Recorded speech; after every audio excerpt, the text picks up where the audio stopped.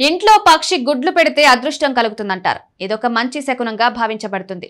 గుడ్లున్న చోట మంచి ఫలితాలు లభిస్తాయి. ఆ ఇంట్లో శ్రేయస్సు పెరుగుతుంది. కుటుంబ సభ్యులకు మనశ్శాంతి కలుగుతుంది.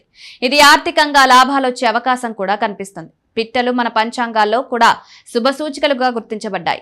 ఇంట్లో పిట్ట గుడ్లు పెడితే కుటుంబంలో సౌభాగ్యం పెరుగుతుంది. ముఖ్యంగా ఆర్థికంగా లాభాలు కనిపిస్తాయి. ఇంట్లో సానుకూల శక్తులు ప్రవహిస్తాయి. పిట్టల గూడు ద్వారా ఇంట్లో శాంతి నెలకొంటుంది. పిట్టల మాదిరిగానే గబ్బిలాలు కూడా ఇంట్లో గూడు కడతాయి. కానీ ఇది మంచి శకునం కాదు. గబ్బిలం ఇంట్లో ఉంటే అది దురదృష్టానికి సంకేతంగా పరిగణించబడుతుంది.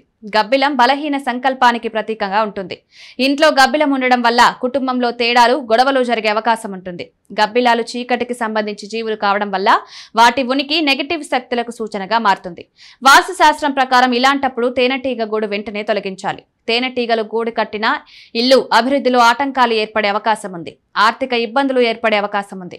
కుటుంబ సభ్యుల మధ్య మనస్పర్ధలు, విభేదాలు పెరగవచ్చు.